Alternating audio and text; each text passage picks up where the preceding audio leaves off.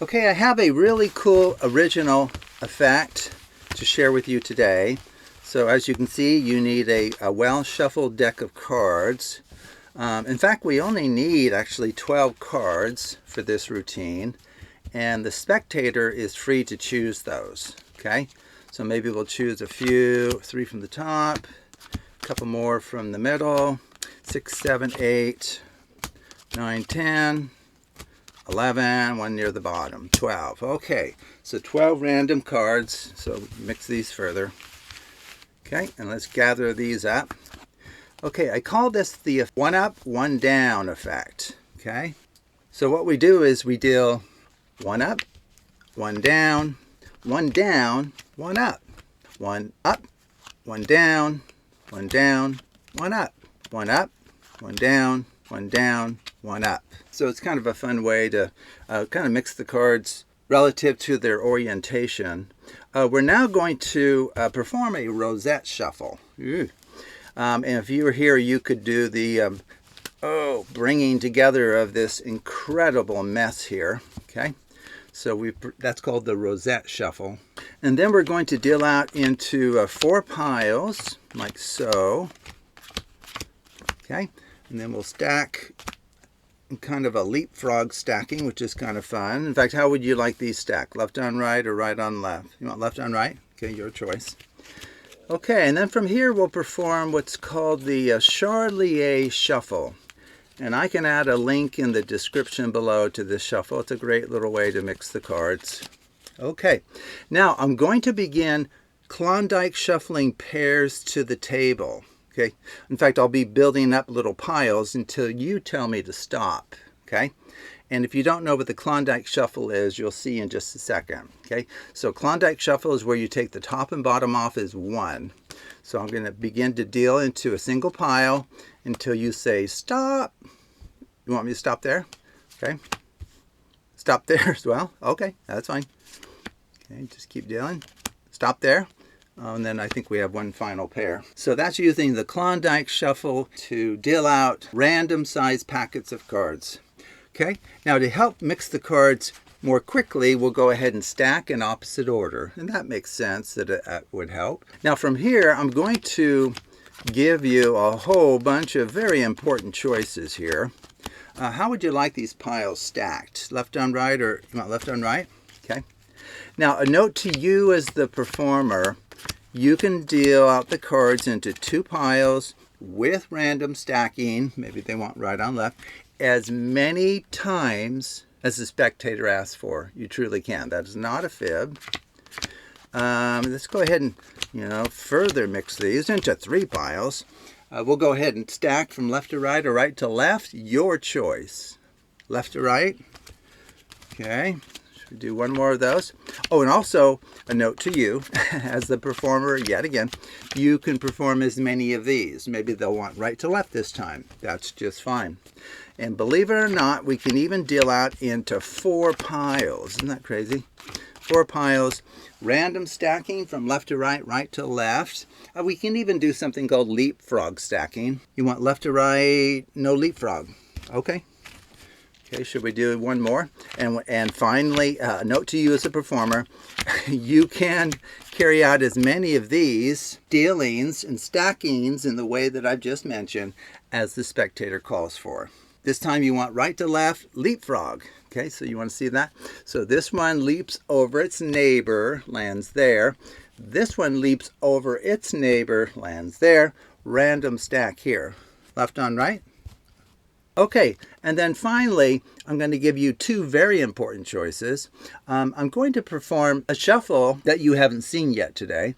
It's called the Mange over-under or the under-over. Okay, and they mix the cards in very, very different ways. So which of those 2 would you like? Over-under or under-over? You want under-over? Okay, so this is how it works. You push the top card into your other hand, and then this one goes under. The next one goes over, under, over, under, over, under, over, under, over, under. Okay, I think you would have to agree that these cards, in fact, let's just show you how well mixed they are here. Big old mess here.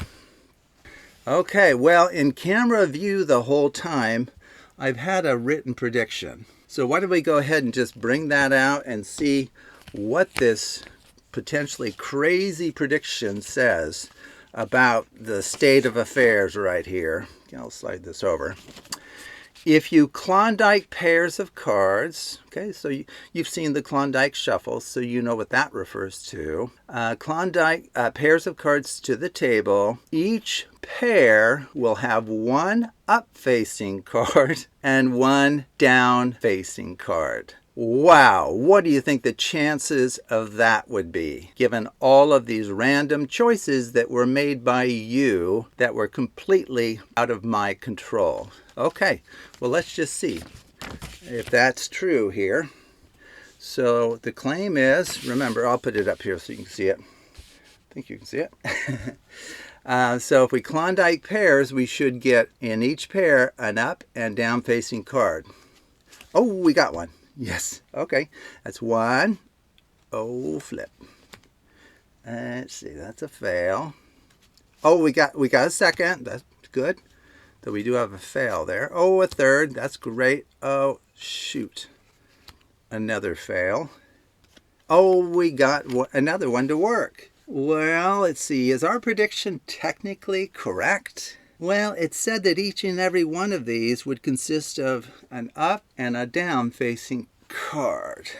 So unfortunately, I would have to say that that is a big old fail. I can't believe that I made that. Oh, wait a second. There's more to it. But what? You must first rotate the packet 180 degrees counterclockwise? What the heck? How would that make any difference whatsoever? So I guess what I failed to do is look at the whole prediction.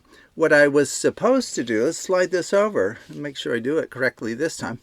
Okay, so hold the packet like that and then rotate 180 degrees that's counterclockwise, okay? And now, supposedly, this is going to work. No way. There's just no way. Oh, there's one. An up-facing and down-facing. Oh, there's a pair. Up-facing and down-facing. Oh, a third one. A fourth one. A fifth one. And a sixth one. How in heaven's name did we do that? That is amazing. How could this prediction have been made before all of these decisions? And it's almost like it saw my mistake of not rotating the packet 180 degrees counterclockwise. That is a miracle. Okay, so how does this work? Okay, well, if you do everything I did, it will work every single time. Let me just give you a few highlights as to kind of what's going on, maybe structures along the way, I guess. Okay, very quickly. So we did this up, down, down, up, down, down, up, down, down, up. Okay, in some ways, that's the hardest part of this whole thing, not getting yourself confused. Okay, so what do we have here? Why do this? Well, what it does is it sets it up for a Gilbreth shuffle. Okay, how's that? Well, this is essentially an alternating face-up, face-down packet, so it's cyclic. So is this here. But because of the way we did it, they're, quote, out of sync, which is really what's required for the Gilbreth shuffle. So it's like all of these were alternating face-up, face-down, and then we dealt to the table 6 of them. We would be looking at a situation just like this. So the key is this card and this card have to have opposite orientation, okay, for a standard Gilbreth shuffle to be applied, okay? Now, some of and then we can do a rosette shuffle or anything equivalent to a riffle shuffle. That's all part of the Gilbreth shuffle. Now, some of my viewers know that it's not absolutely imperative that we have 2 up facing or 2 down facing if they came from an alternating packet, because you can always cut the packet between 2 up facing cards or down facing cards and correct the issue that arises, and you'll still get what's called a post-Gilbreth packet. But I recommend you just do it this way. That way you don't have to do an additional questionable step. Okay, so that was a genuine rosette shuffle. Now this is a post-Gilbreth shuffled packet, okay? And as you can see, it doesn't perfectly alternate face up, face down anymore. In fact, this one's not too far off. That just had to do with how these were interlaced. But we don't need to know anything about it. We just view this as what's called an AMP on my channel. So very, very quickly, an AMP is kind of a structure like this, where pairs of cards taken from the top are of interest to us. Okay, pairs of cards. Why is that? Well, the Gilbreth principle in this case says that every pair of cards taken from the top will consist of an up-facing and down-facing in some order. Okay, so that's the Gilbreth principle conclusion. What that means then is that you can view this as an AMP because you're looking at pairs that have that characteristic of one being up facing, the other one being down facing. Well, from there, all I did was I converted it to a 2-cycle. The way we can do that, which is kind of cool, is here to deal out into 4 piles. Now, if you stack the odd position piles on top of each other, like that, and then the even position, like 2 and 4 on top of each other, these are what are called coupled piles, meaning that from the top down, they'll have that characteristic of being of opposite orientation. If you randomly stack these, it takes you into the realm of 2 cycles. Well, once it's there, you just perform a Charlier shuffle. That won't hurt anything. Okay. Now, I want to point out that this diagram's from a different video. I'm just focused kind of on the circles here. Now, one way to go from a 2-cycle to a mirrored structure is the Klondike shuffle. So what I did there was, it really was just a Klondike shuffle. You take the top and bottom off as 1, but I gave the illusion of more choices because I put them into separate piles. Remember I said, oh, tell me when to stop. Stop there. Okay, very good.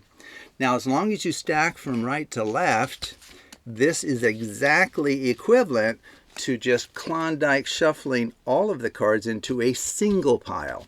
Well, that will take you to a mirrored structure. Now, once it's mirrored, you have the stay stack principle, which says that for each divisor of the packet size, you can deal out the cards into that many piles and randomly stack from left to right or right to left, and it won't change the fact that it has this characteristic of being mirrored. Okay, and then you can even do 4 piles like I showed you, and then you can do random stack from left to right, right to left. There's many more things you can do when it's mirrored, by the way. So a lot of my viewers know that, but I just wanted to keep it, fairly basic so we don't overwhelm everybody and have it take too long. Now, from here, what I did was I gave you the option to essentially go back. So to a 2-cycle by way of a mange, over, under, or an under, over. Okay, so in diagrams that I've shown in many of my other videos, that's a mange shuffle that takes you back here. Well, why do we want to be back here? Well, it's because we're going to pull this little stunt of a miscall. Okay? So right now, if I Klondike pairs of cards, they will not necessarily be cards of the opposite orientation, because when I do that, I'm going back to a mirrored structure. Okay, so if I go like this, okay, that's a fail, fail, lots of failing here, fail. These are all failing. It didn't turn out quite this bad for us. It could have, right? So these are all fails here. Okay, and then now, since I've taken it back to a mirrored packet, a ordinary Klondike will now bring those original pairs back together. Okay, so you spin the packet 180 degrees, makes no difference, of course, but now it has the right structure so that when we Klondike pairs to the table, each pair is guaranteed to have face up and a face down. Okay, so that's a quick overview of what's going on and how it relates to the incredible mathematical structures taught on my channel. Okay, well, thank you for watching, and take a look at other videos on the Absolute Math Magic channel.